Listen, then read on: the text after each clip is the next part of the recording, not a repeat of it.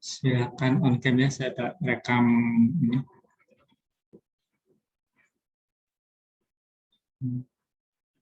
Slide pertama.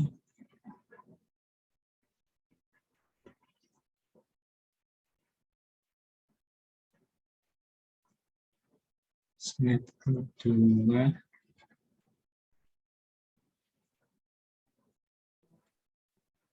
Slide ketiga. Slide terakhir.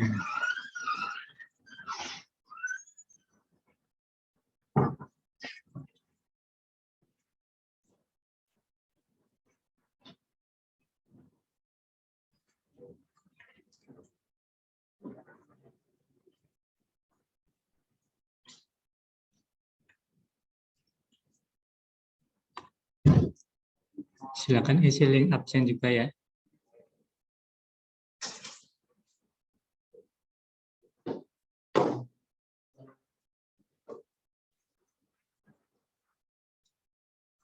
Link absen dicoba ya, bisa nggak? Silakan.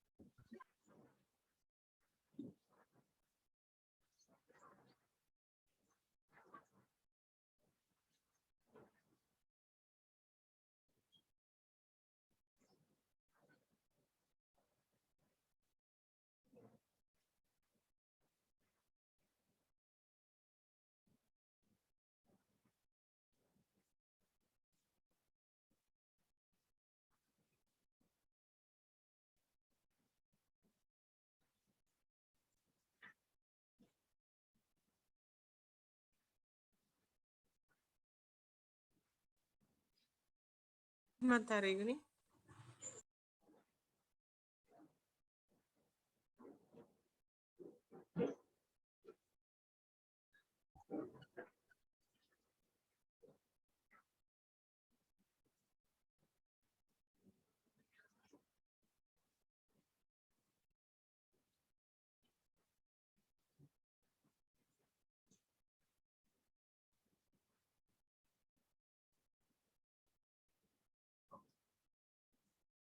Materinya sudah ada?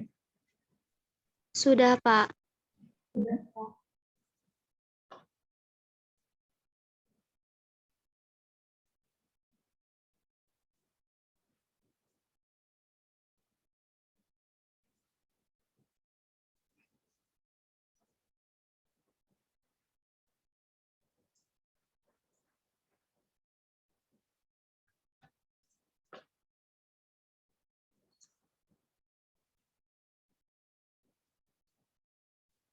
Bentar ya, saya sambil isi absen di SIM PTH-nya.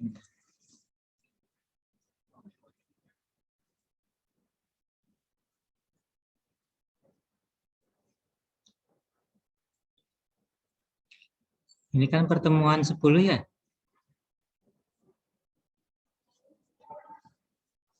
Ini pertemuan keberapa ini?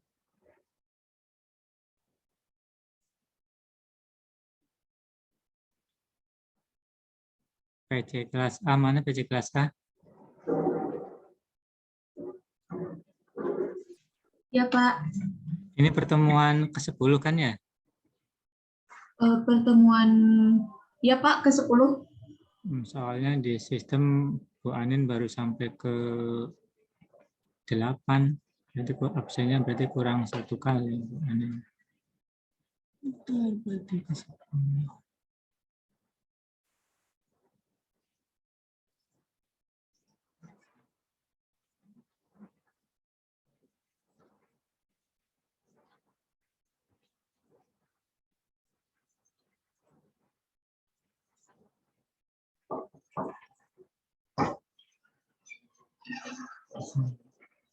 Nah, itu masalah.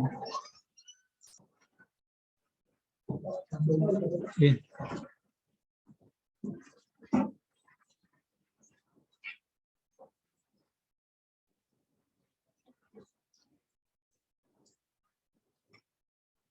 Terakhir kemarin alkohol sama Bu Ani.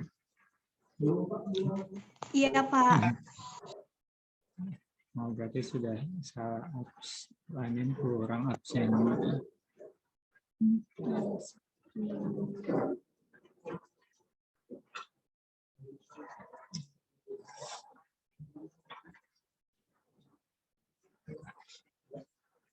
Materinya sudah ada ya di slide? Sudah, Pak.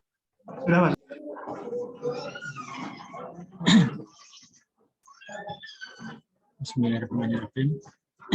Untuk hari ini kita sesuai mungkin rencana akan bahas dua materi ya tentang aromatik ya. Di dalamnya itu ada heterosiklik ya. Jadi ada aromatik, tapi kita bahas juga sedikit tentang mungkin mengenalkan tentang heterosikliknya. Mungkin kalau kalian di Alkana mungkin sudah kenalkan ya tentang senyawa-senyawa siklo ya. Kan ada alkana ya, ada alifatik, kemudian ada yang bentuknya siklik ya. Kemudian di aromatik juga ada kita kenal ini aromatik itu salah satu senyawa siklik ya. Jadi aromatik salah satu contoh dari senyawa siklik ya. Kalau aromatik pasti siklik ya, tapi siklik belum tentu aromatik ya. Jadi ada syarat-syaratnya. Jadi ada syaratnya suatu senyawa siklik bisa dikatakan aromatik ya. Jadi aromatik itu salah satu contoh aja, salah satu contoh senyawa siklik. Kalian sudah dijelaskan mungkin di tentang alkana ya, salah satu yang mungkin senyawa siklik. Kalau dari senyawa aromatik ya berarti kan biasanya kan senyawa-senyawa itu kalau dari aroma berarti dia biasanya punya aroma ya, punya bau-bau yang khas ya, aromatik ya. Makanya kita kenal sebagai senyawa aromatik lah. Karena kebanyakan memang senyawanya baunya bau khas kan, senyawa aromatik. Banyak parameter suatu senyawa siklik ya. Tadi kan disebutkan aromatik pasti siklik ya, tapi siklik belum tentu aromatik ya. Makanya ada syarat-syarat senyawa siklik disebut aromatik. Ntar akan kita paham lah parameter-parameternya.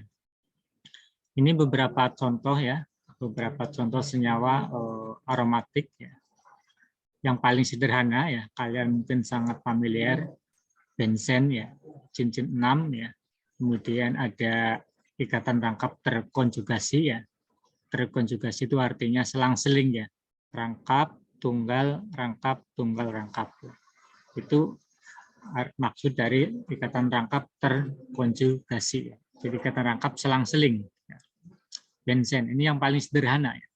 Ini aromatik yang paling sederhana. Jadi kalau kita lihat review dari awal ya, syarat banyaknya C suatu senyawa bisa membentuk siklik yang minimal C-nya C3 ya. Kalau C2 itu kan nggak bisa siklik ya. Jadi kalau siklik minimal C-nya C3 ya. Membentuk segitiga ya. Nah, maka senyawa siklik minimal atom C berapa? Ayo, atom C-nya minimal ada 3 ya. Bentuknya segitiga ya. Kemudian kalau benzen C-nya ada 6. Jadi setiap pojok ini ya, setiap di ujung ini menyatakan ada C1. Jadi kalau dalam organik di pojok ini otomatis ada C1. Kemudian kalau kayak gini otomatis ada hanya 1. Berarti kita harus sudah paham di penulisan ya, maksudnya kayak gini berarti di sini ada H1. Ini H1, H1, H1 gitu kan ya. Karena kan kalau C itu kan tangannya ada berapa? Ada 4 ya. Makanya ini kan baru 3 kan 1, 2, 3. Makanya satunya itu ikatan dengan H. Kalau dalam tata tulis senyawa organik nggak perlu kalau K ditulis ya. Lebih ringkas lagi nggak perlu ditulis kalau K. Ya. Jadi kalau oh ternyata ini baru 3 tangannya C, otomatis di situ ada hanya. Ya. Itu di tata tulis di senyawa organik. Kemudian ini contoh turunan dari benzen. Ya.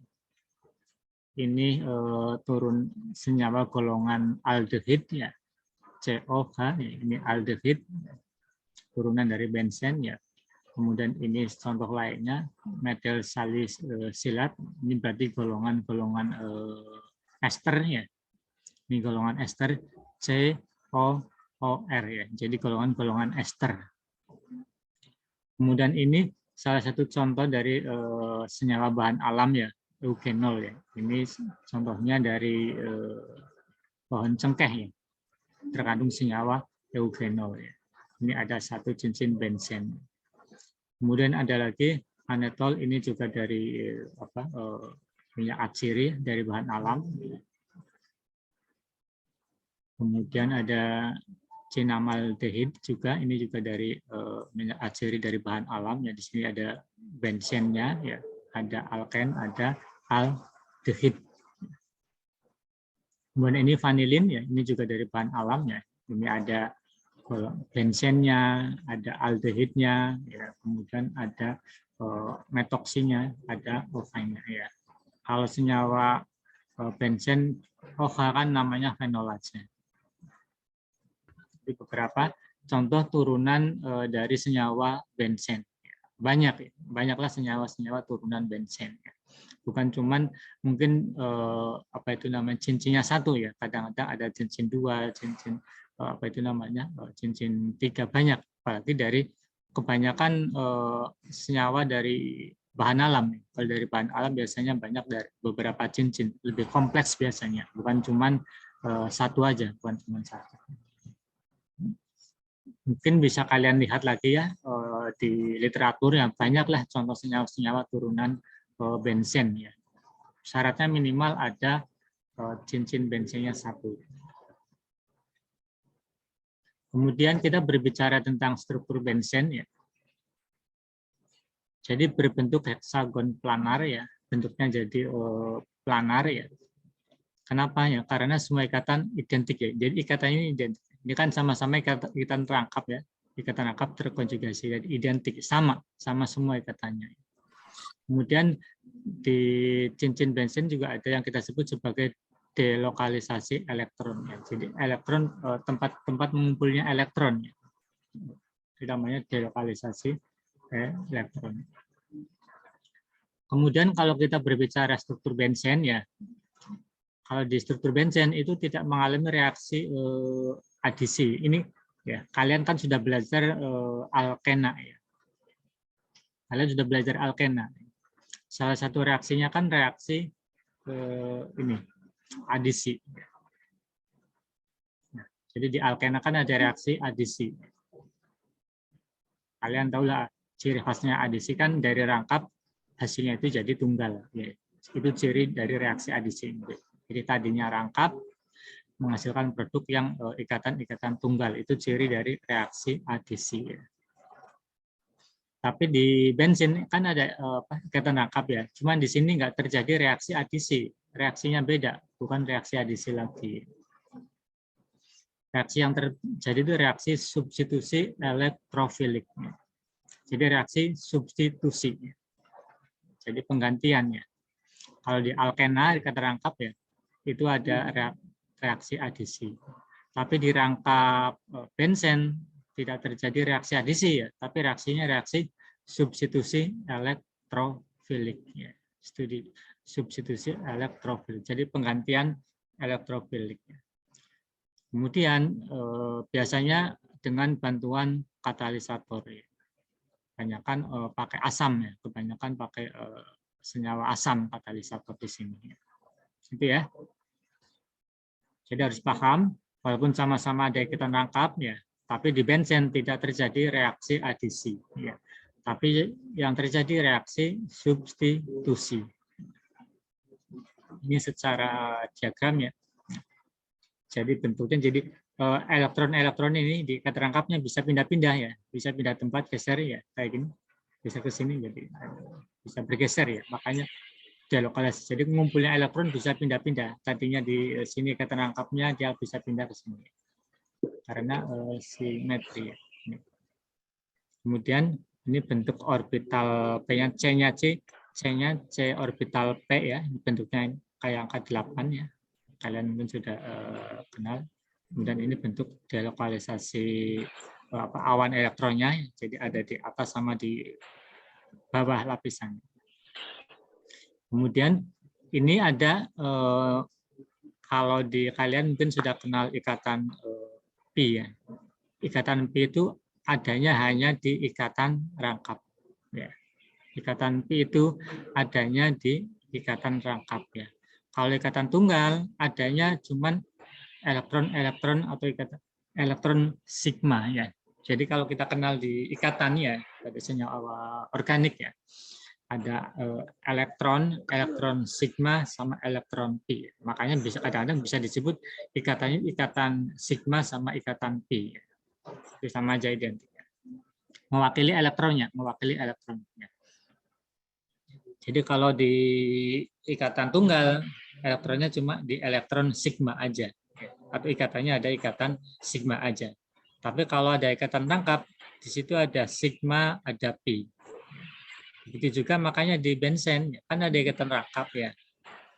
Karena di ikatan rangkap ya. Makanya elektron pi-nya ada berapa? Ada 6 ya. Setiap ini dihitung 1 ya. 1, 2, 3, 4, 5, 6. Ya. Jadi setiap ada ikatan rangkap, di ujungnya kita hitung ada 2 pi. Ada 2 pi elektron. Ya, itu ya. Tapi kalau hubungannya dengan ikatan pi, ya, yang kalau di alkena kan kalian kenal ya, kenapa alkena itu lebih reaktif daripada alkana ya? Karena di alkena punya ikatan pi atau punya elektron pi, itu yang reaktif ya, itu yang akan bereaksi dengan reaksi lawannya ya. Makanya senyawa rangkap dia itu lebih aktif ya, karena punya elektron pi. Elektron pi itu yang reaktif sifatnya, yang mudah bereaksi sifatnya.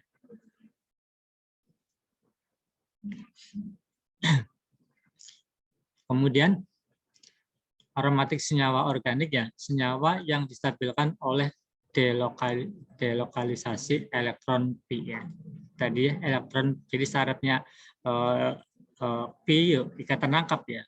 Kita nggak bisa berbicara elektron pi kalau di situ nggak ada ikatan rangkap ya. Kalau cuma ikatan tunggal dia cuma adanya elektron sigma. Dan di aroma senyawa organik yang aromatik dia itu delokalisasinya stabil ya. Jadi kalau apa itu namanya tadi bergerak pindah ya. Jadi misalkan yang elektron pi di sini pindah ke tempat sini, yang satunya mau nggak mau harus pindah ya, karena terdorong itu. Sifatnya ikatan itu kayak gitu ya. Jadi kalau ikatan di sini dia masuk ke sini, otomatis yang di sini akan terdorong masuk. Otomatis yang di depannya dia akan terdorong. Jadi sifatnya saling mendorong. Kalau ada yang terdorong di satu sisi, di depannya kalau ada ikatan rangkap, dia akan terdorong lagi. Makanya otomatis dia akan pindah, distabilkan. Biar stabil, otomatis yang ini akan pindah. Karena nggak mungkin ya rangkap yang ini misalkan pindah di sini, ini tetap rangkap, dia nggak stabil. Ya, makanya ikatan ini otomatis akan delokalisasi, akan pindah ke sini. Otomatis ini jadi ada dua ikatan rangkap, otomatis ini nggak stabil di sini kondisinya, maka otomatis dia akan pindah untuk mencapai kestabilan. Ya. Prinsipnya kenapa dia pindah? Tujuannya apa? Untuk mencapai kestabilan strukturnya. Ya, gitu ya. Senyawa yang distabilkan oleh delokalisasi elektron. Ini ya, ini ada beberapa syarat ya. Kalian kan sudah kenal siklik ya tadi. Siklik belum tentu aromatik ya, tapi aromatik pasti siklik. Ya, itu ya. Makanya ada beberapa syarat siklik itu dikatakan aromatik. Yang pertama syaratnya senyawa aromatik pasti harus siklik. Tadi kan ya, harus siklik. Kemudian molekulnya harus bentuknya datar ya. harus bentuknya itu datar tadi ya. Bentuknya harus datar ya. Ini bentuknya datar. Kemudian tiap atom cincin harus memiliki orbital P tegak lurus pada bidang cincin. Ya. Jadi setiap C ujungnya dia harus punya orbital P ya, yang tegak lurus terhadap bidang cincinnya. Ya. Ini kan syaratnya. Ini syarat yang tiga ya. Jadi tiap atom cincin harus memiliki orbital P tegak lurus pada bidang cincin. Ya. Kemudian yang berikutnya harus memenuhi hukum Hubble-nya. Ya. Ini rumus hukum Hubble-nya, jadi harus memenuhi ini. Jadi banyaknya elektron Pi sama dengan 4N plus 2. Ya. Jadi kalau di benzen ya elektron Pi-nya ada 6 kan tadi ya. Jadi di benzen kan tadi elektronnya ada 6. Jadi diisi di sini 6 ya. 6 sama dengan 4N plus 2. N-nya ketemu berapa otomatis? N-nya kan ketemu 1. Bilangan bulat ya. Jadi kalau kita menemukan suatu struktur senyawa, kita masukkan ya. Di situ ada elektron P-nya ada berapa, masukkan ya. Kemudian dihitung N-nya. Kalau ketemu N-nya itu bilangan bulat ya, berarti dia memenuhi hukum Hubble-nya. Tapi kalau ketemu N-nya itu ketemu pecahan, otomatis dia nggak memenuhi hukum Hubble. Makanya nggak bisa digolongkan dalam senyawa aromatik. Itu ya. Ini syarat, ya. Jadi 4 syarat suatu senyawa tergolong senyawa aromatik. Harus siklik, kemudian harus datar, atom C-nya punya orbital P yang tegak lurus pada bidang cincin. Ya. Kemudian yang terakhir harus memenuhi hukum Hubble. Ya. Jadi N-nya harus ketemu bilangan bulat. Ini beberapa contoh ya, beberapa contoh struktur senyawa siklik ya. Bisa kita lihat misalkan pada senyawa A ya. Pada senyawa A, kalau siklik kan memenuhi syarat semua dan semua P-nya juga tegak lurus kalau di sini ya. Cuma tinggal kita hitung ya. Menghitung nilai N di sini ya. Misalkan yang senyawa A ya. Kalau di sini kan elektron Pi-nya ada berapa? 1, 2, 3, 4, 5, 6, 7, 8 ya. Jadi 8 sama dengan 4N plus 2. N-nya sama dengan 6 plus 2. Ini kan pecahan ya kan. Jadi dia kalau tadi dari rumus tadi kan bukan senyawa aromatik. Tapi senyawa siklik, tapi bukan aromatik. Ya. Kemudian kita coba lihat senyawa yang B. Ya. Elektron Pi-nya ada berapa? 1, 2, 3, 4, 5, 6, 7, 8. Sama 8 otomatis pecahan bentuknya. Ya. Kemudian yang segi 4, ya. Elektron Pi-nya ada berapa? Ada 4, 1, 2, 3, 4. N-nya ketemu setengah pecahan. Ya. Kemudian yang D, elektron Pi-nya ada berapa? Ada 14 ya. 1, 2, 3, 4, 5, 6, 7, 8, 9, 10, 11, 12, 13, 14 ya. Jadi di setiap ujung kalau ada satu ikatan rangkap berarti ada dua elektron Pi ya. Jadi setiap ujung dihitung satu ya. Kalau senyawa D memenuhi hukum Hubble-nya ya. Jadi bilangan bulat ya. Makanya senyawa ini kita golongkan senyawa aromatik ya. Itu kalau parameter terakhir kan harus memenuhi hukum Hubble ya. Ini beberapa contoh senyawa lainnya lagi yang di situ juga ternyata ada senyawa heterosiklik juga ya. Masih bisa kita golongkan senyawa aromatik ya. Ini yang benzen ya. Ini yang benzen cuma di sini ada atom lainnya ya. Ini yang kita sebut sebagai senyawa heterosiklik ya. Jadi selain C ada atom lainnya. Ini ada atom N ya. Makanya ada heterosikliknya. Ini salah satu contoh senyawa heterosikliknya. Jadi salah satu C-nya bukan C tapi atom lain. Ini NH, ini dengan O. Ini semua senyawa yang sifatnya aromatik. Kadang-kadang ada perkecualian, kadang-kadang ada perkecualian. Kemudian ini ya ada beberapa struktur juga ya yang digolongkan senyawa yang bukan aromatik. Ini beberapa contoh lainnya ya. Ini yang senyawa aromatik juga, ini aromatik. Ini biasanya emang senyawa dari bahan alam ya. Senyawa-senyawa yang kompleks kayak gini ya, biasanya kita isolasi dari bahan alam ya.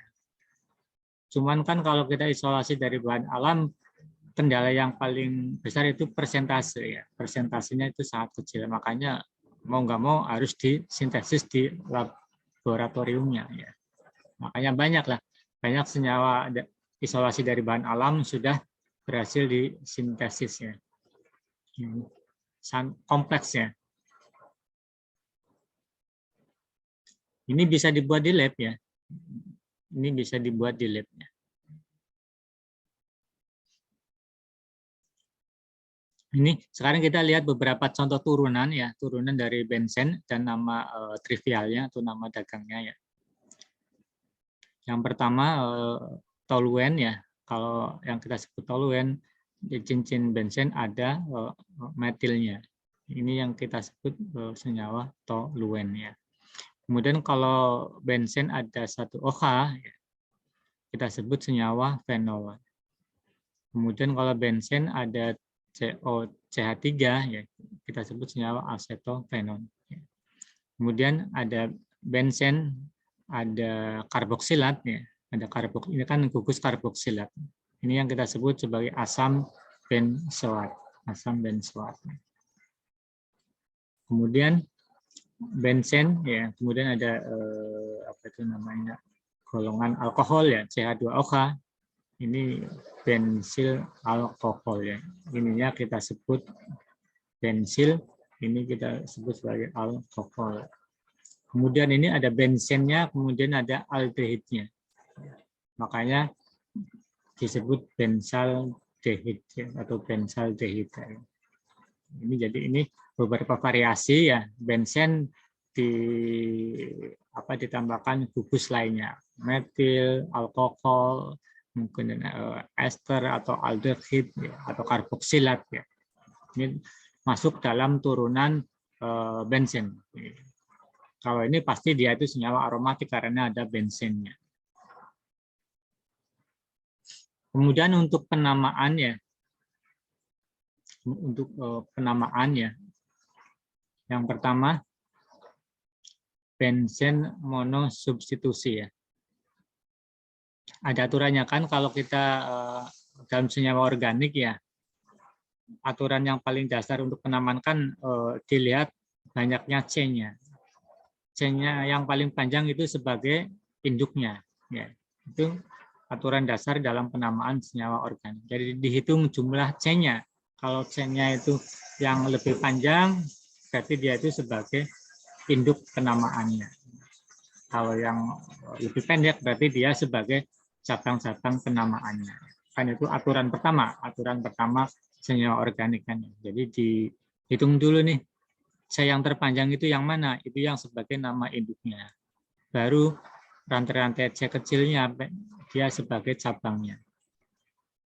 Begitu juga pada C yang ada pada benzen juga dihitung C-nya. Kalau benzen kan C-nya ada 6 ya. C-nya ada 6 ya. Kemudian kalau ada benzen kemudian di sampingnya itu menempel rantai 7, otomatis benzennya itu sebagai cabang ya. Yang sebagai induknya otomatis alkananya yang C7-nya gitu loh. Karena benzennya kan C-nya 6, alkananya C7, otomatis cincin benzennya sebagai cabangnya, alkananya sebagai nama induknya. Ini ya. Jika R berukuran kecil ya, C kurang dari 6 ya, maka benzen sebagai nama induknya. Ya. Jadi kalau ada rantai yang menempel di benzen jumlah C-nya kurang dari 6, berarti benzennya sebagai induk penamaannya. Ya. Alkilnya sebagai cabangnya. Tapi kalau R-nya tadi ya, jumlah rantai yang cabangnya itu ternyata C-nya lebih dari 6, otomatis benzen yang sebagai cabang atau sebagai substituennya. Ini contohnya ya. Benzen kan 6, 1, 2, 3. Kemudian ada alkana nempel cuma C2 gitu loh. Makanya induknya tetap tulis benzena. Kemudian cabangnya tinggal ditulis saja etil benzena. Ya, jadi cabangnya apa? Induknya. Minimal kalau dalam penamaan kan ya, kalian mungkin harus sudah banyak beberapa penamaan senyawa organik ya. Yang ditulis pertama kali nama induknya dulu ya. Jadi kalau dalam penamaan ini kita tulis benzennya dulu. Baru kita mana cabangnya nih? Karena di sini cuma ada etil ya. Tinggal aja tulis etilnya. Etil benzen. Kemudian ini ya C3 propil benzen. Ini C4 butil benzen ya. Kemudian ini agak beda ya. Karena alkananya C7 ya. Jadi lebih banyak jumlah C-nya daripada benzen ya. Makanya yang ditulis heptananya dulu ya. Karena ini induknya. Ya, jadi ini sebagai induknya. Ini benzennya sebagai cabang ya. Makanya yang kita tulis heptananya dulu. Kita cari cabangnya. Oh, ada cabang fenil nih. Fenil cabang. Gitu ya. Jadi fenil heptana ya, bukan benzen ya, tapi fenil ya. Kalau benzen sebagai cabang disebut sebagai fenil. Sama ini ya. Induknya apa? C8. Induknya C8 oktana. Ya. Cabangnya fenil. Itu di penamaan. Ini contoh-contoh lainnya ya. Ini nama-nama trivial tadi. Toluen, fenol, anilin ya. Asam benzen sulfonat, asam benzoat, ya. Acetophenon. Ya. Kemudian ya, kalau dalam senyawa benzen kan biasanya juga apa itu namanya cabangnya bukan cuma satu ya. Cabangnya bukan cuma satu. Kalau dalam penamaan yang cabang lebih dari satu, ya, kita titiknya ambil satu titik dulu sebagai nomor satunya, ya misalkan ini ya. Ini yang nomor satunya, ya. Kemudian nomor duanya ini. Jadi orto, yang cabang nomor 2 itu bisa disebut sebagai orto, ya. Kemudian ketiga itu meta, keempat itu para. Jadi kalau ada cabang lagi di titik C nomor 2 kita sebut sebagai orto. Ya. Kemudian kalau menempel di C3 meta, kalau di C4 sebagai para. Ya. Makanya penamaan ini bisa disebut juga sebagai orto, ya. Sekali orto di, ya, karena ada 2 Cl di klorobenzena.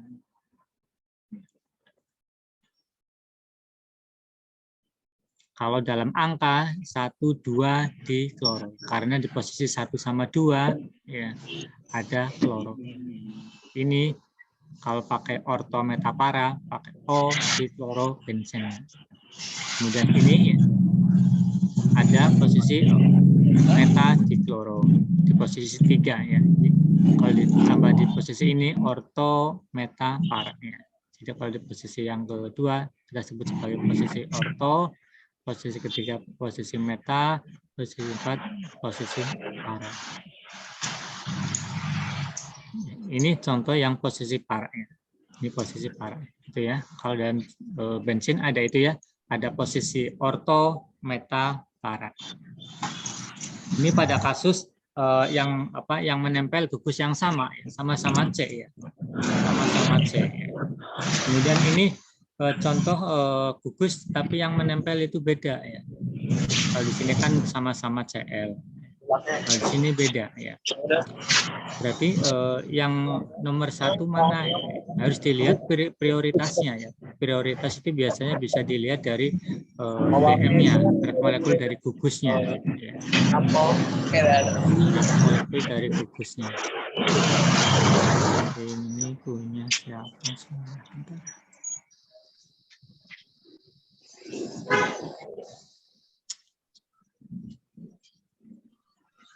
Ini ya. Jadi kalau ada 2 gugus yang berbeda, C yang pertama itu yang prioritasnya atau gugus yang berat molekulnya itu paling tinggi. Ya. Ya. Contohnya misalkan ini, ya. Di sini ada gugus OH sama NH2. Ya. Kalau kita lihat dari prioritas gugusnya, lebih tinggi prioritas gugus prioritas itu bisa dilihat salah satunya dari BM-nya. Dari BM-nya lebih tinggi daripada yang lain. Otomatis di sini C1-nya mana? C1-nya itu yang ada OH-nya. Kalau benzen ada OH kan disebut sebagai senyawa fenol. Makanya namanya induknya itu fenol. Berarti yang NH2-nya sebagai cabang. Ya. Sebagai cabang NH2 itu namanya amino. Ya. Karena di posisi C kedua, maka orto amino fenol. Nah, itu ya. Karena aminonya ada di posisi kedua atau posisi orto, maka orto amino fenol ya. Ini contoh yang lainnya ya. Jadi di sini ada apa itu namanya? Ada gugus NH2 yang nempel sama gugus CH2. Tinggal kita bandingkan itu. Antara CH3 sama NH2 kira-kira prioritas gugusnya lebih tinggi mana ya? Kalau di sini kan lebih tinggi prioritasnya NH2 kalau kita bandingkan sama CH3. Makanya benzen yang ditempeli NH2 ini sebagai induknya. Ya. Itu kan namanya anilin. Namanya anilin ya. Tinggal kita penamaan cabang ini. CH3 itu namanya metil. Makanya di posisi 3, 1, 2, 3, posisi meta. Meta metil anilin. Ya. Jadi tulis dulu induknya, kemudian cari cabangnya. Cabangnya di posisi apa? Posisi berapa? Ini di posisi 3 atau posisi meta. Meta metil anilin. Disingkat ya, M kalau meta, orto itu O, meta itu M, para itu P. Ya, jadi dilihat yang C1-nya itu yang prioritasnya lebih tinggi. Ya, tadi yang 2 ya, tadi yang 2 gugus fungsi yang nempel. Yang berikutnya ada juga yang kita sebut sebagai benzen trisubstitusi. Jadi ada 3 yang nempel, ada 3 yang nempel. Diberi nama dengan cara menunjukkan posisi substituen sama ya. Kalau dalam penamaan organik pasti posisi itu menentukan kapan dia ditaruh sebagai nama berikutnya. Jadi posisi menentukan dalam penamaan. Kemudian penomoran dimulai dari gugus fungsi untuk nama umum ya, atau nama. Jadi C yang pertama nama yang paling tadi ya, yang gugus yang prioritasnya lebih tinggi ya, berarti itu yang sebagai nama induknya, yang sebagai nama induknya. Contohnya ini ya, kalau kita bandingkan ya antara BR sama CH3 ya, prioritas gugusnya itu lebih tinggi CH3 daripada BR. Nah, makanya benzen CH3 ini yang sebagai induknya. Ini yang namanya kan tadi toluen. Jadi benzen CH3 namanya toluen. Makanya BR yang nempel di sini itu sebagai cabangnya. Jadi C1-nya di sini. Karena ini posisinya sama ya, BR atau boleh keduanya boleh sini, boleh sini, sama aja ya. Karena posisinya sama. Jadi 1, 2, 3, 4, 5, 6. Jadi BR-nya ada di posisi 2 sama 6 ya. Makanya namanya 26 dibromotoluen. Jadi induknya dulu tulis ya, kemudian posisi cabangnya ditulis, kemudian sebutkan nama gugus fungsinya. BR kita sebut sebagai bromo. Kalau golongan 7A kan ada F, Cl, BRI. Jadi fluoro ya. Kemudian kloro, bromo, iodo ya kalau ditulis sebagai cabang ya. Kemudian yang contoh berikutnya ini ya. Jadi di sini ada karboksilat ya. CO2H, kemudian ada Cl, kemudian ada Br ya. Kalau kita bandingkan prioritas gugus fungsinya antara Br, Cl sama karboksilat ya. Yang paling tinggi prioritasnya itu karboksilat ya. Makanya ini sebagai C1. Sebagai C1. Baru dihitung C berikutnya yang mana, ataukah memutar ke BR dulu atau ke sini ya. Kalian kan mungkin sudah belajar ya, dihitung yang cabang terdekatnya. Ya. Makanya menghitungnya itu ke arah ini 1, 2, ke arah CL-nya. Ya, kalau ke arah BR dulu kan BR-nya di posisi 1, 2, 3, 4. Ya. Jadi otomatis menghitungnya ke arah CL dulu. Ya. Ke arah cabang terdekat dulu mutarnya. Ya. Itu di aturan di penamaan senyawa organik kan gitu. Jadi rantai terpanjang sebagai rantai induknya. Kalau ada beberapa cabang, yuk cabang yang pertama itu yang nomor berikutnya. Ya, kenapa namanya memutarnya ke CL dulu, nggak ke BR dulu? Ya, tadi ya, cabang terdekatnya itu yang mana? Itu yang akan dihitung dulu. Makanya C1-nya dekarboksilat, kemudian ini C2, C3-nya CL, C4-nya baru ke BR ya. Tulis dulu nama induknya benzoat ya, baru cabangnya. 4 bromo, 3 kloro. Kenapa ditulis bromo dulu daripada kloro dulu ya? Sistem alfabet ya, sistem alfabet ya. Jadi B kan lebih duluan muncul daripada K ya. Makanya kita sebut bromo dulu kemudian kloro. Jadi namanya bukan angkanya ya. Kalau ini kan 4, 3. Jadi yang dilihat alfabet dari gugusnya ya. Bromo, kloro. Makanya dimunculkan bromo dulu, berikutnya kloro. Itu ya.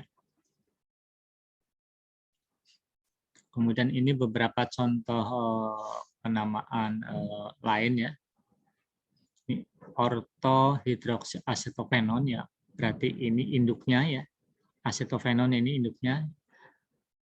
Hidroksinya sebagai cabangnya. Kemudian ini benzen ya, cabangnya etil. Kemudian ini yang 3 tadi ya, sama yang benzoat. Ini ntar mungkin bisa buat kalian apa itu namanya, latihan ntar ya di rumah ya. Asam para amino benzoat ya, strukturnya gimana nih ya. Kemudian 2 dinitroanilin, kemudian 2 siklopentil 4 klorofenol, asam ortoaminobenzoat ya. Jadi minimal sama aja ya. Kalau ada nama dulu, kita tulis kalau kita membuat strukturnya, yang kita buat strukturnya induknya dulu yang kalian buat strukturnya ya. Jadi yang misalkan nomor 1 ya. Ya benzoat dulu kalian buat ya. Lalu cabangnya kalian tempelin ya. Itu ya. Jadi struktur induknya dulu kalian buat, baru cabangnya. Begitu juga kalau kita menamai gitu loh. Misalkan kalau ada struktur, ada cabang-cabangnya, yang kalian tulis yuk induknya dulu, nama induknya dulu, baru kalian tambahkan, oh ada cabang apa itu di situ, itu ya. Jadi nama induknya atau struktur induknya yang kita buat dulu. Ya, ntar ini kalian coba di apa itu namanya dikerjakan di rumah ya. Mungkin pas pertemuan habis Lebaran, ntar kita coba diskusikan ya strukturnya gimana. Kalian kerjakan dulu di rumah struktur ini.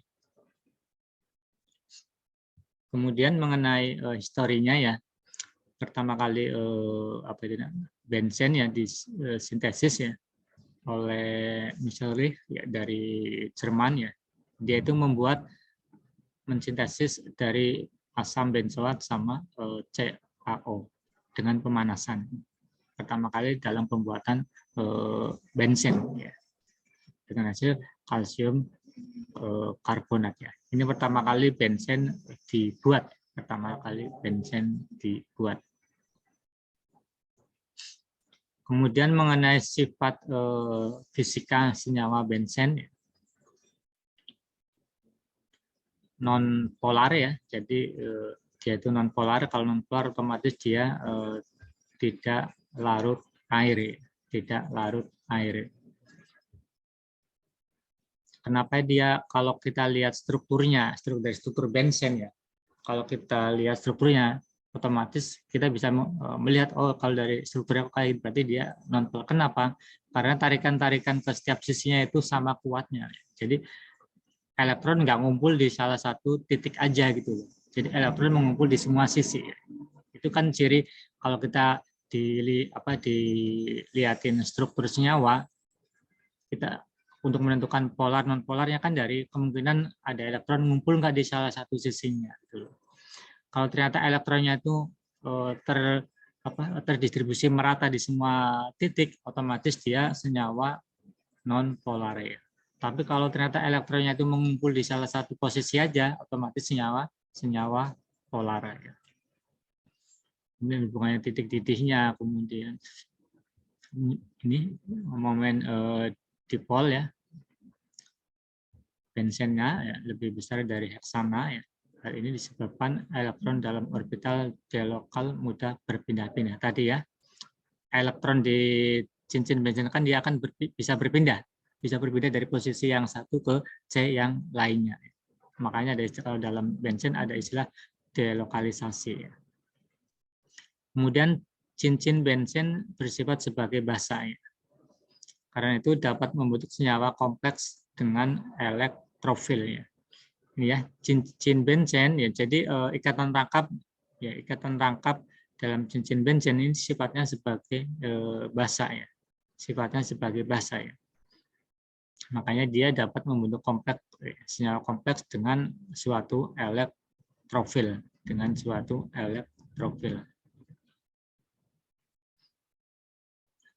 Kemudian berikutnya kita coba lihat reaksinya ya, lihat reaksi yang terjadi pada bensin ya. Tadi ya, kalau pada bensin kan bukan reaksi adisi, yang terjadi bukan reaksi adisi, walaupun di alkena reaksi adisi, ikatan rangkap, bensin yang ada ikatan rangkap, tapi bukan reaksi adisi, tapi reaksi elektrofilik. Tapi reaksinya reaksi elektrofilik. Reaksi yang terjadi pada bensin. Jadi suatu elektrofil menggantikan satu atom H pada cincin bensin. Jadi substitusi yang terjadi pada bensin itu suatu elektrofilik ya. Jadi suatu elektrofil mengganti satu atom H pada cincin bensin. Jadi satu atom H dari cincin bensin ya akan digantikan oleh suatu elektrofil. Jadi yang masuk kita sebut sebagai elektrofil. Mungkin kalau di alkena kalian kenal nukleofil. Ya. Kalau di alkena kan substitusi nukleofilik. Ya. Kalau di pembahasan alkena kalian kenal reaksi substitusi nukleofilik. Ya. Tapi kalau di aromatik bukan nukleofilik ya, tapi substitusi elektrofilik. Ya. Substitusi elektrofilik. Ya. Beda ya. Kalau di alkana walaupun alkana ada substitusi tapi nukleofilik ya. Yang masuk itu nukleofilik NU. Kalau di bensin yang masuk itu substitusi elektrofiliknya atau elektrofilnya. Beda. Walaupun sama-sama ada reaksi substitusi ya. Di alkana juga ada substitusi, ada, cuman dengan nukleofil ya.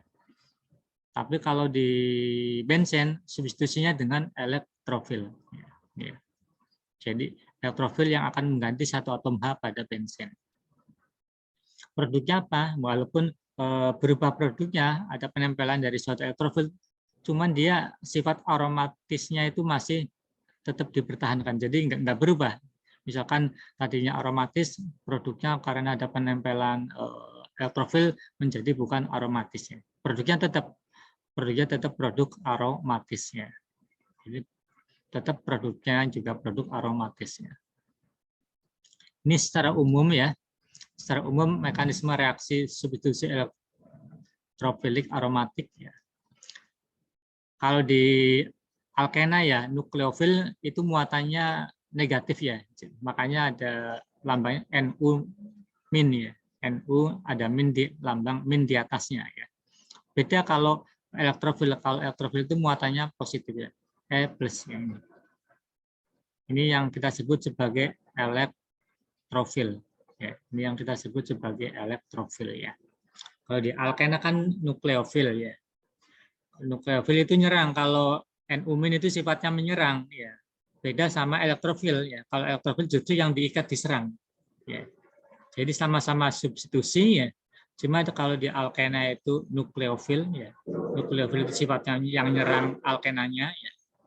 Beda kalau di bensin. Kalau di bensin yang bereaksi itu elektrofil, cuma elektrofil sifatnya yang diserang, yang diikat oleh ikatan rangkap. Plus itu ya, bedanya di situ. Kalau di alkena NU-. Kalau di benzen E+ ya. Kalau di alkena N-umin yang nyerang ikatan rangkap, jadi panahnya kebalikannya. Kebalikan di sini. Tapi kalau di benzen, ikatan rangkap yang di benzen yang menyerang E+-nya. Itu ya perbedaan substitusi di alkena sama benzen. Ya. Sebenarnya tahapan intinya itu ada 3 sebenarnya sih. Pada reaksi substitusi elektrofilik aromatik ada 3. Yang pertama itu pembentukan elektrofil dulu ya. Jadi E+ itu harus terbentuk dulu ya.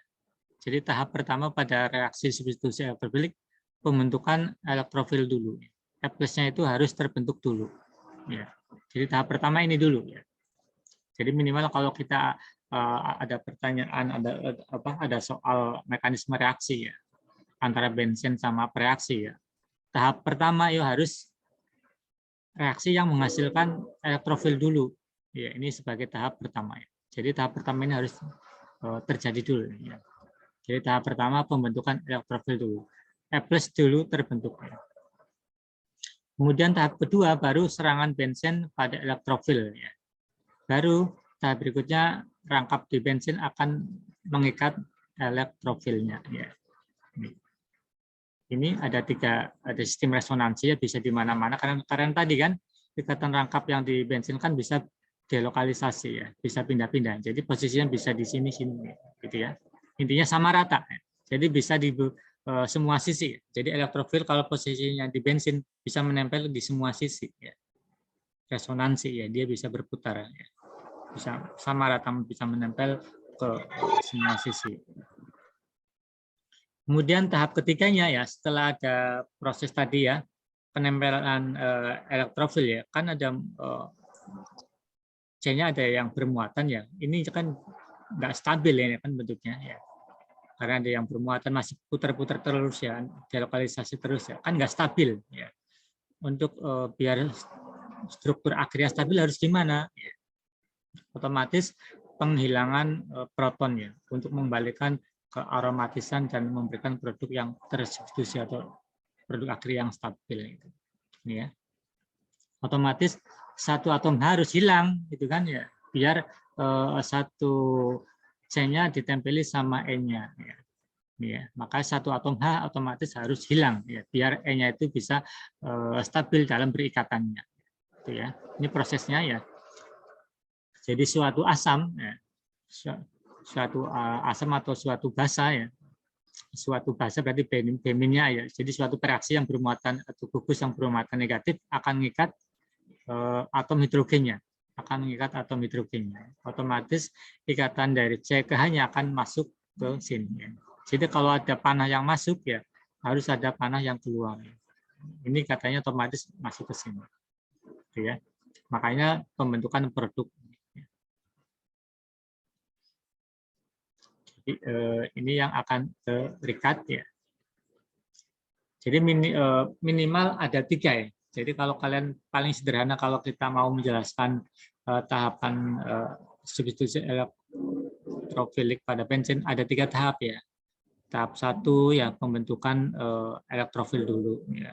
Kemudian tahap 2 penyerangan ya, penyerangan rangkap bensin pada elektrofil ya. Kemudian tahap 3 ya penghilangan atom hidrogennya oleh tadi B-nya. Ada beberapa reaksi substitusi ya pada benzen ya. Yang pertama itu yang kita sebut halogenasi ya, berarti ini benzen direaksikan dengan halida halogen bisa F2, Cl2, Br2, I2 ya. Ini yang kita sebut sebagai halogenasi, yang kita sebut sebagai halogenasi. Kemudian berikutnya yang kita sebut nitrasi benzen.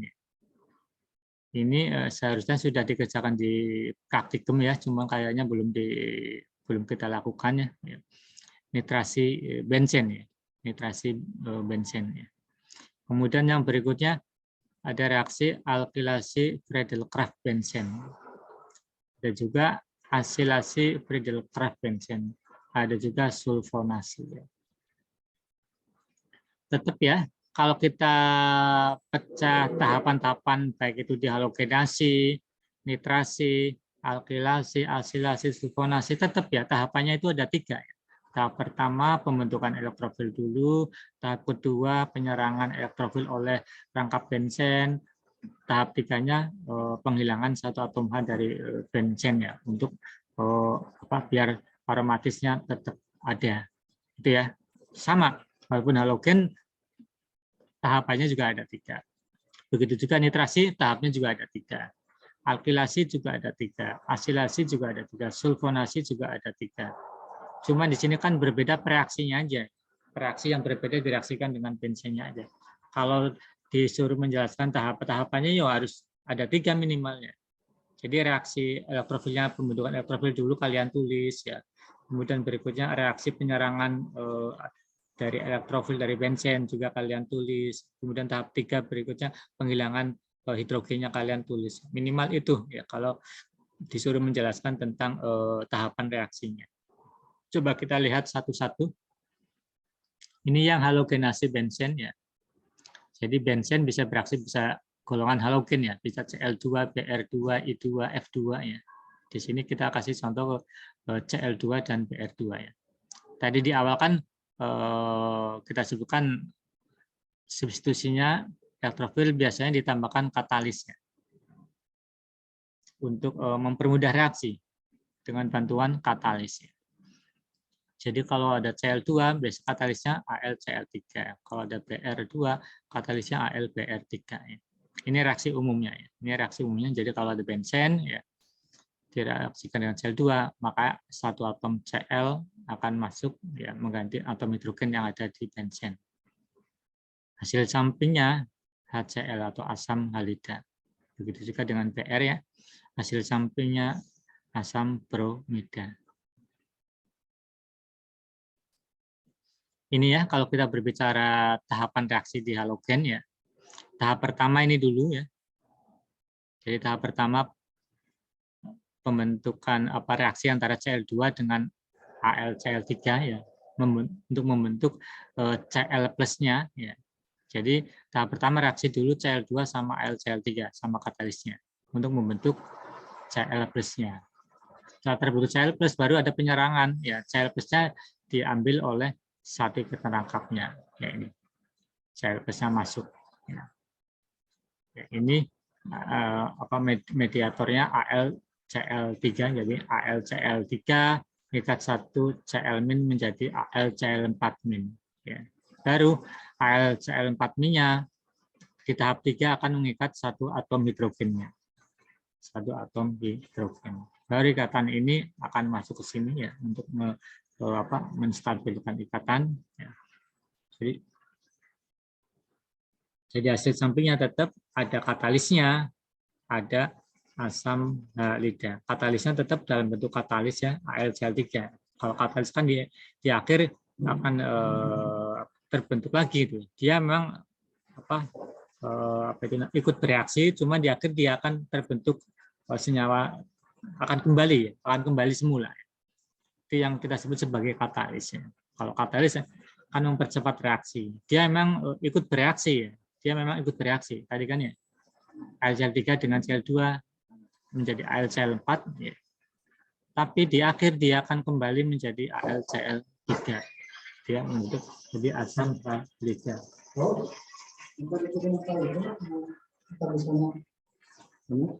Konvolusi sudah. Oke, sip. Bentar ya. Oke. Ini ya, ini untuk yang halogenasi. Kemudian yang nitrasi ya. Nitrasi benzen. Reaksi benzen dengan campuran asam nitrat pekat dengan asam sulfat ya. Jadi untuk menghasilkan nitrasinya, nitratnya itu reaksi antara asam nitrat ya dengan asam sulfat ya. Ini temperaturnya ya. Jika temperaturnya itu di atas 50 maka terbentuk lebih dari 1 gugus NO2. Jadi kalau temperaturnya itu kita pakai di atas 50 ya, NO2 plusnya itu akan ada 2 yang masuk ya. Makanya kalau kalau kita targetnya 1 ya, reaksinya jangan lebih dari temperaturnya itu 50 derajat. Kecuali kalau kita pengen ada NO2 yang masuk ya, otomatis temperaturnya harus lebih dari 50. Ini ya, kalau kita pengen satu nitro yang masuk satu ya ini. Ini reaksi umumnya ya. Jadi benzen ya, ada HNO3 ya, kemudian katalisnya asam ya, asam sulfat ya. Ini hasilnya nitrobenzen ya, jadi benzen yang ada gugus NO2-nya, hasil sampingnya H2O ya. Ini reaksi totalnya ya. Kemudian tahapannya ini ya. Jadi pertama pembentukan NO2+-nya dulu. NO2+-nya itu dari mana? Reaksi antara HNO3 sama H2SO4 ya. Jadi tahap 1 harus elektrofil dulu terbentuk ya, NO2+-nya ya. Ini kan hasil sampingnya itu kan ya. Baru tahap keduanya setelah terbentuk NO2+-nya, baru NO2+ diikat oleh ikatan rangkapnya. Ya, ini tahap keduanya. Baru NO2-nya masuk ya. Baru tahap 3-nya satu atom H harus diambil, harus diambil. Yang ambil siapa yang muatannya negatif ya. Yang muatannya negatif itu yang mengambil satu atom H-nya. Jadi HSO4-nya yang ambil ya. Ini ngikat satu atom H. Baru ini akan menstabilkan elektron yang di aromatiknya. Baru terbentuk NO2. H2SO4 kembali ke awal ya. Dia ikut bereaksi, cuman di akhir dia akan kembali lagi. Ya. Gitu sifatnya katalis kan itu. Dia ikut ya, ikut di kerjaan, cuman di akhir dia akan kembali seperti sedia kala.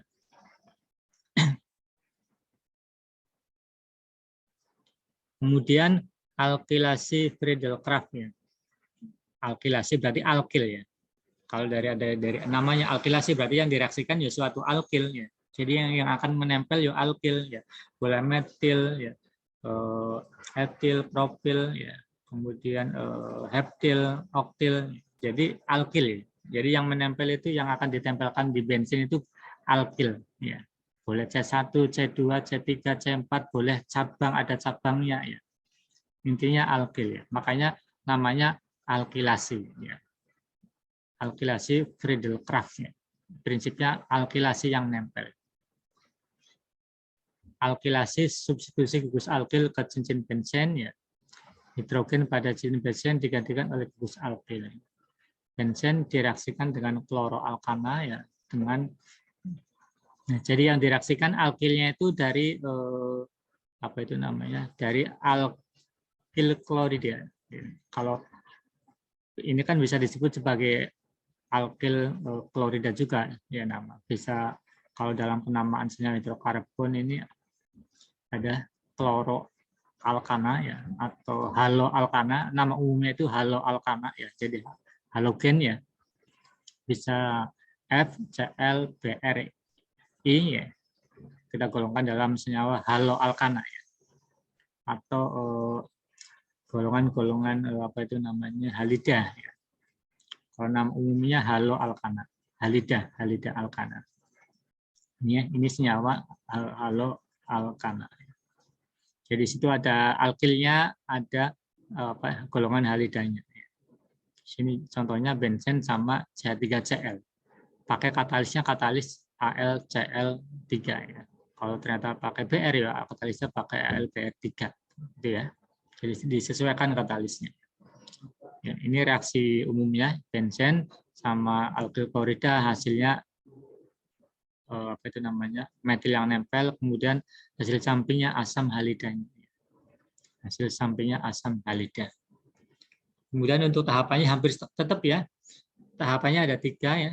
Pembentukan elektrofilnya, penyarangan elektrofil, sama penghilangan hidrogen dari benzen. Ya.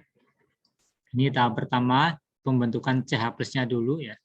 CH+ dibuat dari mana tadi ya? Dari haloalkananya dengan katalisnya, pembentukan CH3+ ya. Baru tahap kedua, penyarangan CH3+-nya oleh ikatan rangkapnya. Baru pengambilan satu atom hidrogen oleh ini AlCl4-nya.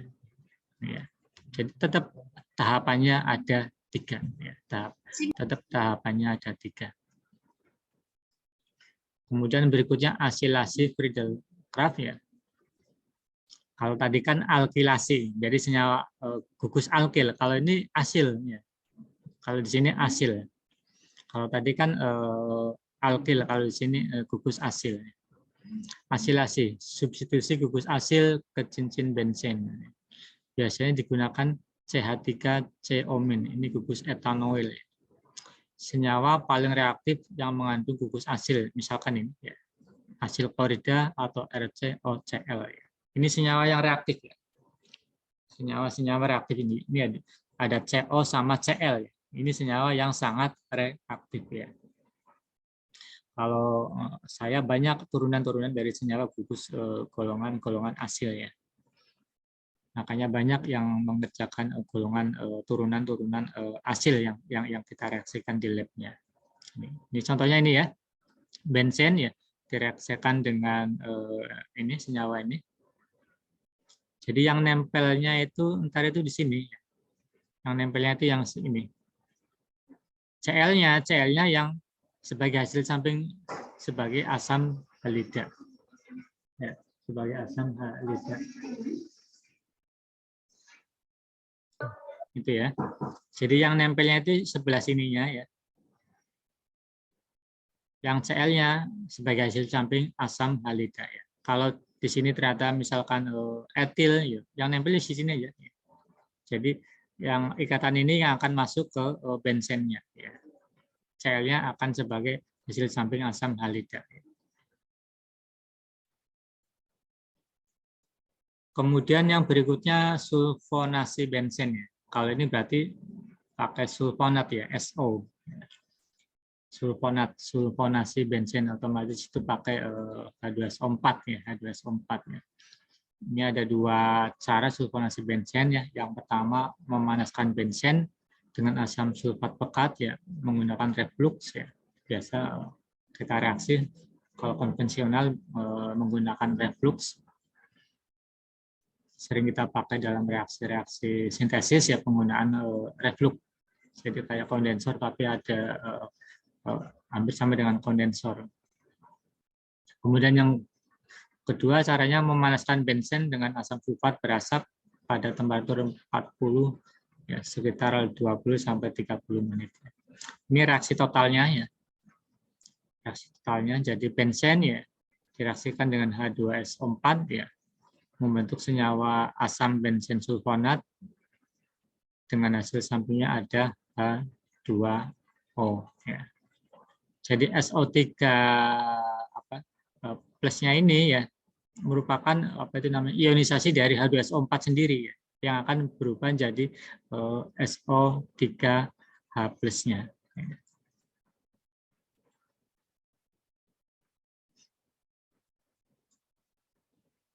Ini tahapannya ya. Tahap 1 sama pembentukan elektrofil, tahap kedua penyerangan elektrofil, tahap 3 ya, penghilangan satu atom hidrogen. Ya. Itu ya mengenai reaksi-reaksi yang terjadi pada substitusi elektrofil pada bensennya. Ini kesimpulannya. Sama ya, ntar ini bisa kalian coba ya beberapa reaksi ya. Jadi bensen ya kalian ntar coba kan jadi tadi sudah ada 4 atau 5 soal ya. Kemudian yang reaksi juga ada 5 soal ya, sebentar kalian kerjakan ya. Jadi ada bensen ya direaksikan dengan Br2, kemudian ada FeBr3. Ini katalisnya otomatis ya. Otomatis katalisnya FeBr3. Kemudian yang berikutnya bensen direaksikan dengan ini ClCH2CH3, katalisnya AlCl3. Kemudian berikutnya bensen direaksikan dengan ini CH2CH2 AlCl3HCl. Kemudian bensen direaksikan dengan CH3COCl AlCl3. Dan bensen direaksikan dengan itu ya. Jadi masing-masing ini direaksikan dengan bensen loh ya maksudnya. Enggak saya tulis. Jadi masing-masing reaksi yang di sini kalian reaksikan dengan bensen. Ya.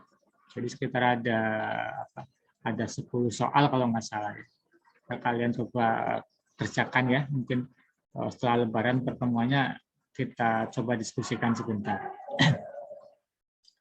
Itu beberapa materi tentang tentang yang aromatik ya. Mungkin sedikit saya jelaskan tentang yang heterosiklik ya. Bedanya cuma kalau di heterosiklik itu ada atom selain atom C di dalam cincinnya. Ya. Jadi di dalam cincin ada atom selain atom C. Bisa O, ya, bisa N, ya. Umumnya O sama N. Ya. Umumnya O sama N. Ya. Umumnya O sama N. Yang paling banyak O sama N. Ini beberapa. Ini kan contohnya di sini ada sakarin ya, di cincinnya ya ada N ya, ada juga S ya. Ini di simetidin ada N ya. Ini yang kita sebut sebagai heterosiklik ya. Jadi di rantainya ada atom lain selain C. Itu yang kita sebut sebagai senyawa heterosiklik ya. Jadi di cincinnya, di senyawa sikliknya ada atom selain atom C ya. Kalau di sini kan ada atom N di cincin ini. Enggak ada. Di senyawa organik siklik yang terdiri dari atom-atom karbon dan terdapat atom lain ya, misalkan nitrogen, oksigen, belerang ya. Ini beberapa contoh lainnya. Ini yang O ya, ini furan, ini yang NH pirol ya. Ini tiofen ya. Kalau kalian apa itu namanya dengar nama ada kata tio-tionya, berarti di situ ada atom S ya. Kalau dengar nama tio berarti di situ ada atom S-nya ya, itu tio.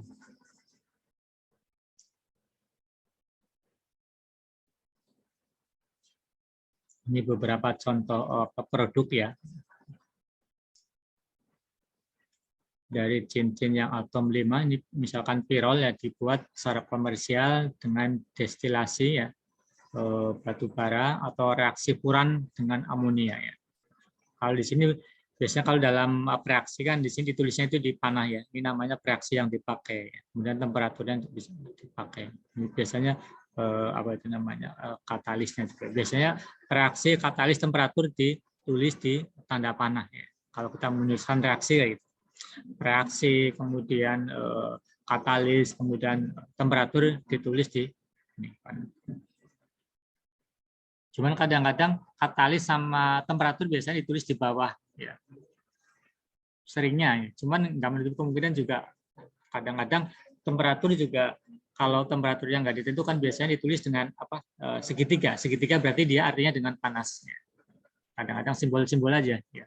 Jadi kalau di tanda panah ada segitiga berarti oh di situ harus dengan pemanasan, harus dengan pemanasan. Kalau nggak disebutkan temperaturnya berapa, kalau ada tanda segitiga berarti di situ ada pemanasan. Ini contoh ya reaksi yang tadi hasil furan ya. Ini yang tiofen ya. Ini sifat fisika dari furan ya. Intinya kalau heterosiklik tadi ya, ada atom selain atom C di dalam siklik ya. Cuma di sini kan saya mungkin tampilkan beberapa contoh apa itu senyawa heterosiklik dan reaksinya. Misalkan contoh reaksi brominasi ya. Kalau dari brominasi berarti dia reaksi dengan Br2. Ya. Kalau dengan Cl2 berarti klorinasi. Ya.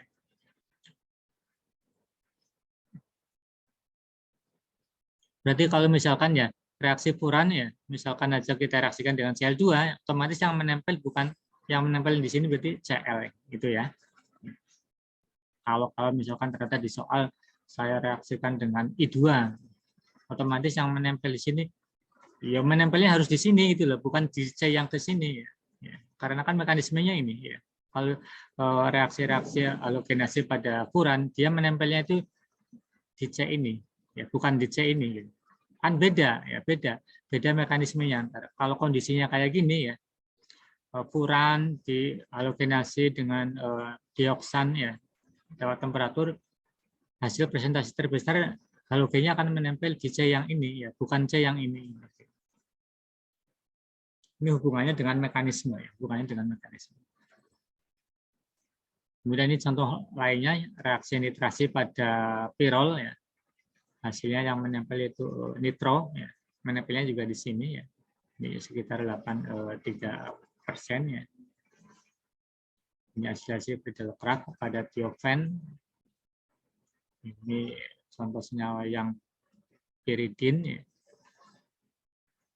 Kemudian ini reaksi substitusi elektrofil pada piridin ya, misalkan ya piridin ya direaksikan dengan PR2 pada temperatur 300 derajat. Ini hasilnya ini, jadi PR-nya akan nempel di C ke 2 setelah ini. Jadi dari 1, 2, 3 akan nempel di sini. Ya mekanisme kayak gini, kalau misalkan kalau saya reaksikan dengan Cl2 ya, Cl2-nya harus nempelnya di sini gitu. Ya, karena mekanismenya dia akan nempel reaktifnya itu di sini. Gitu. Kemudian kalau direaksikan dengan H2SO4, temperatur segini, ya, dia akan yang menempel itu SO3H. Makanya ntar tinggal kita dilihat soalnya, kalau senyawa-senyawa piridin direaksikan dengan misalkan dengan ini, otomatis produknya harus produk ini. Oke. Tinggal kalian intinya setiap reaksi itu akan menentukan produknya itu jadi apa. Jadi setiap reaksi yang ditambahkan akan menentukan produknya itu jadi apa gitu.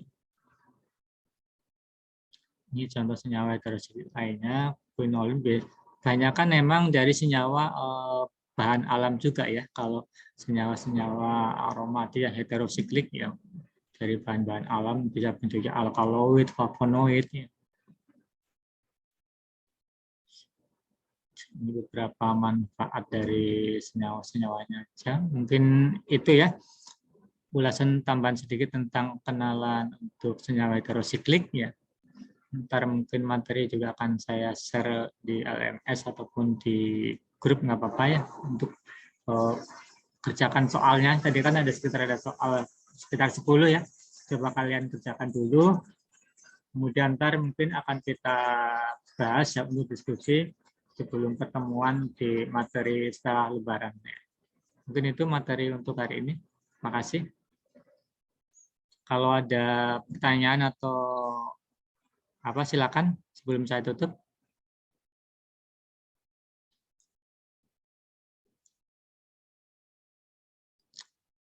Kalau praktikum besok nggak ada ya, Sar?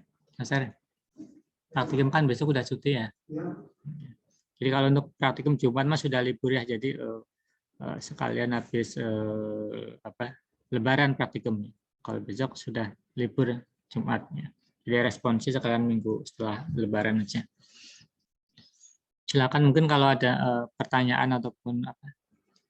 Ntar materinya saya share, kemudian kalian kerjakan ya untuk diskusi di awal pertemuan setelah Lebaran. Sekitar ada 10 soal kalau nggak salah tadi. Kelas A ada nggak yang mau bertanya?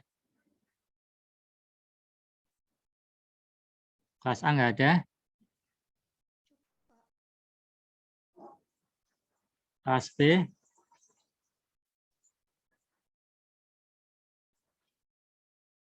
Kelas C.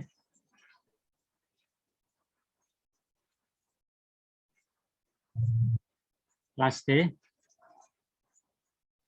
Nggak ada. Silakan kalian pahami lagi ya materinya, kalian kerjakan soalnya ya. Ntar mungkin setelah Lebaran kita diskusikan, mungkin ada teman kalian yang coba tulis ke depan kelas ya untuk latihan-latihannya. Mungkin itu aja. Makasih atas perhatiannya. Kurang lebihnya mohon maaf kalau ada salah dan hilafnya. Semoga tetap sehat ya. Sampai ketemu lagi. Mohon maaf lahir dan batin ya. Kalau mungkin sebelum kemarin-kemarin ada salah dan hilafnya, mumpung udah masih Ramadan dan ntar ketemu setelah Lebaran ya.